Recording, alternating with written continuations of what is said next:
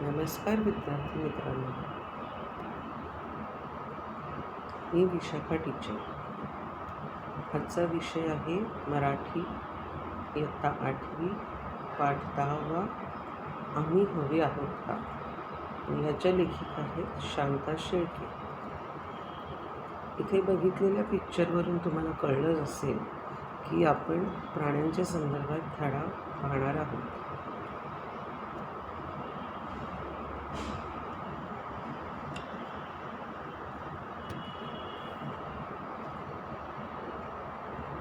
ह्या आहेत शांता शेळके. शांता शेळके यांचा जन्म 1922ला झाला आणि मृत्यू 2002मध्ये झाला. त्या प्रसिद्ध कवयित्री, गीतकार, लेखिका आहेत. त्यांनी जवळपास 100 पुस्तके लिहिली आहेत. त्यांची वर्षा, रूपसी, जन्मजान्हवी, पूर्वसंध्या, इत्यर्थ हे कवितासंग्रह, तोच चंद्रमा, कळ्यांचे दिवस, फुलांच्या राती, चित्रगीते, शब्दांच्या दुनियेत, पावसाआधीचा पाऊस, संस्मरणे हे लेखसंग्रह, मुक्ता, गुलमोहर, काचकमळ हे कथासंग्रह इत्यादी पुस्तके प्रकाशित आहेत.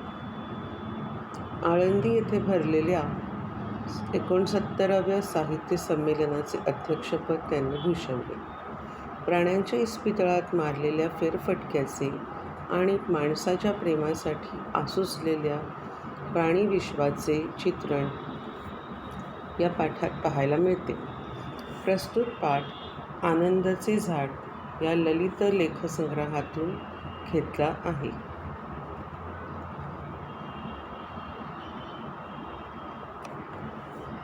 मुंबईच्या परळ भागात एक इस्पितळ आहे.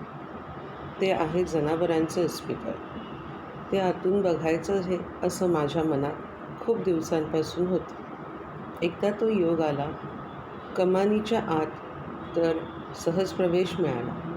उजवीकडे एक छोटीशी इमारत दिसते. हे बहुधा कार्यालय असावं. कार्यालयाच्या दाराशीच भिंतीवर एक मोठी तस्वीर आहे. त्या तस्वीरीत बैल, घोडा, कुत्रा, मांजर, शेळी अशी वेगवेगळ्या जनावरांची चित्रं आहेत. खाली एक छोटंसं पण मनाला भिडणारं वाक्य आहे. आम्हाला तुमची गरज आहे. तुम्हाला आम्ही हवे आहोत का. माणसाच्या दयाबुद्धीला, करुणेला मुक्या प्राण्यांनी केलेलं ते आवाहन होतं. मला आत कुठंतरी हलवून सोडलं. आता मी कार्यालयात पाऊल टाकले. समोरच्या कपाटावर उंदी रंगाचा एक गलेलठ्ठ बोका मजेत आपल्या मिशा साफ करत बसला आहे. मला बघताच तो कपाटावरून उडी मारतो आणि साहेबांच्या टेबलावर येऊन बसतो. इस्पितळ बघण्यासाठी मी आले आहे असं मी त्या साहेबांना सांगतो. बोक्याचे डोकं कुरवाळीत ते माझं ऐकून घेतात आणि लगेच मला परवानगी देऊन टाकतात. इतकंच नाही तर मला सारं इस्पितळ नीट दाखवण्यासाठी भरत नावाचा एक छोटा चुणचुणीत मुलगाही ते माझ्याबरोबर देतात. आम्ही पुढं जाऊन डावीकडे वळतो. एवढ्यात भरत म्हणतो, बाई, हा मांजरांचा विभाग बघायचा आहे. मांजरांचा विभाग म्हटल्यावर मी उत्सुकतेनं आत पाऊल टाकते. एक लहानशी पण स्वच्छ खोली. आपल्या स्वयंपाकघरातले ओटे जेवढ्या उंचीचे असतात तेवढ्या उंचीचे कट्टे आणि त्यांच्या खाली एकेरी जाळीने विभागलेले छोटे छोटे खण. बाहेरच्या बाजूनही या खणांना जाळ्या बसवलेल्या आहेत. प्रत्येक खोलीत एक एक पेशंट आहे. एक भला थोरला काळाभोर बोका आपल्या हिरव्या डोळ्यांनी व्याकुळ नजरेनं बघत आहे. एक कलकब्र पिल्लू कावरंबावरं झालं आहे. एक मांजरी आहे. एक ठिपक्या ठिपक्यांचं मांजर आपण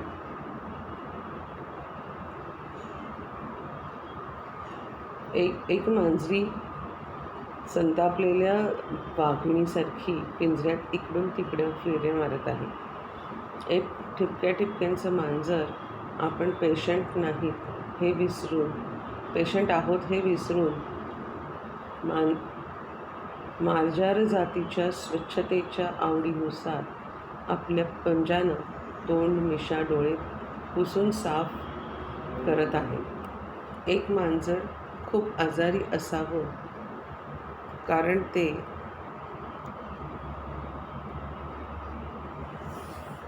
डोळे मिटून पुढल्या 2 पंजावर तोंड ठेवून गप्प पडलं आहे. प्रत्येक मांजराजवळ 2 बश्या आहेत, एक खाद्यपदार्थांसाठी व दुसरी पाण्याची. प्रत्येकाजवळ त्याच्या प्रकृतीतले चढउतार दाखवणारा तक्ता भिंतीवर लावला आहे. प्रत्येकाला बसायला मऊ अंथरूण आहे. मी आणि भरत खोलीत पाऊल टाकतो, मात्र सारी मांजरं चमकतात. त्यांच्या डोळ्यात आतुरता काठोकाठ भरली आहे. काही मांजरं जाळीवर नाक घासू लागतात, काही नखांनी जाळ्या करवडू लागतात. म्याव म्याव म्याव. कोवळ्या, निबर, भरीव, किनऱ्या आवाजांचा एकच कलकलाट सुरू होतो. प्रत्येक मांजर आपापल्या परीनं माझं लक्ष वेधून घेण्याचा प्रयत्न करत आहे. प्रत्येक जण जणू म्हणत आहे, मला इथं फार एकटं वाटतंय, जरा माझ्याकडे या हो, मला कुरवाळा. मी जाळीच्या छिद्रातून बोटं घालून कुणाचं डोकं खाजवते, कुणाचा गळा खाजवते, तर कुणाचं कान कुरवाळते. मांजर खुश होतात, पोटातून गुरगुर आवाज काढून समाधानाची पावती देतात. आता माझं लक्ष एका गोष्टीकडे जातं. प्रत्येक मांजराच्या कप्प्यामध्ये त्याचं नाव लिहिलेलं आहे. जॅक जाधव, बकुल गोखले, सॅमी डिकुना, रोमल टिप्पणीस. जाधव, गोखले, डिकुना, टिप्पणीस माझ्या ध्यानात येतं. ही आहेत मांजरांना दिलेली त्यांच्या मालकांची आडनावं. त्या जाधव, गोखले, टिप्पणीस इत्यादी मंडळींचा डोळ्यांनी निरोप घेऊन मी बाहेर पडते. मला निरोप देताना पुन्हा एकदा मियावचा गजर होतो. भेटीला आलेला माणूस परत जायला निघाला म्हणजे इस्पितळाच्या पेशंटच्या चेहऱ्यावर जी खिन्नता दिसते, तीच या मांजरांच्या चेहऱ्यावर मला दिसली.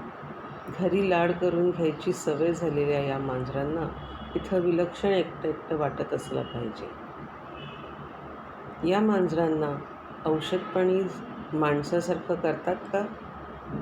मी भरतला विचारते.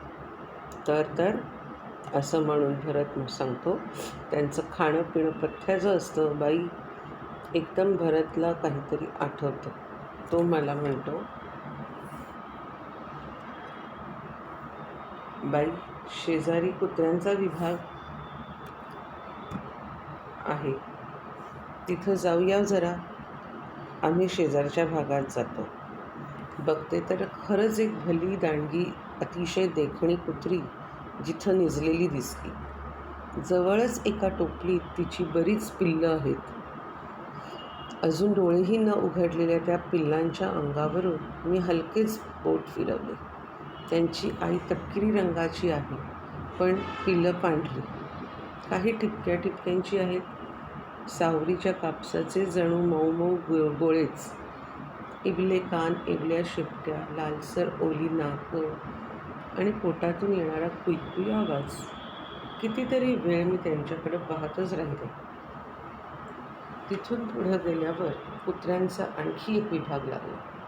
इथं तऱ्हेतऱ्हेची कुत्री आहेत. लठ्ठ आणि रोड, चिडकी आणि शांत, साखळीला सारखी हिसके देऊन काही सुटू पाहण्याचा प्रयत्न करणारी, तर काही स्वस्थ बसून राहिलेली. एका कुत्र्याच्या कानामागं मोठं गळू झालं होतं.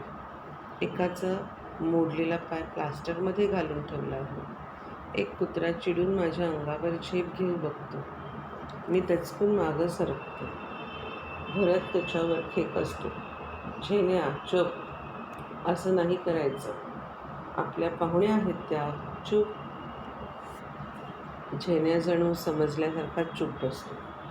दुसरा एक कुत्रा सारखा झेप घेऊ लागतो, पण तो अंगावर तुटून पडण्यासाठी नव्हे. तो पुढचे दोन्ही पंजे जुळवून मला नमस्कार करतो.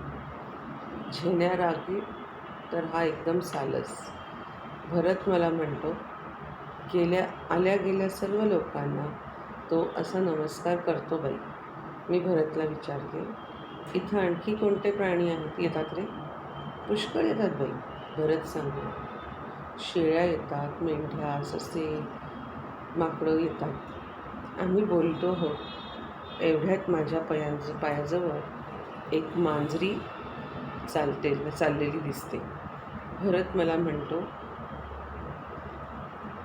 हात लावा बाई तिला. मी तिच्या पाठीवर हात ठेवते.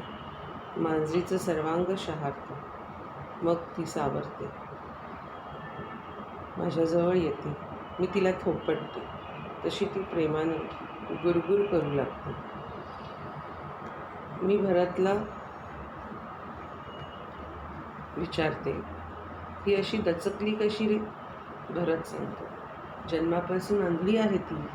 तुमचा अनोळखी हात म्हणून घाबरली. इथंच जन्मलेलं हे पोर, जन्मापासून ठार आंधळ. डोळे बघाल तर अगदी लख्ख आहेत, पण दिसत मात्र नाही. आम्ही हे पिल्लू पाळलं. आता मोठी मांजरी झाली आहे. इथं ती सगळ्यांना ओळखते, विश्वासानं वावरते. आम्ही तिला बाहेर सोडत नाही.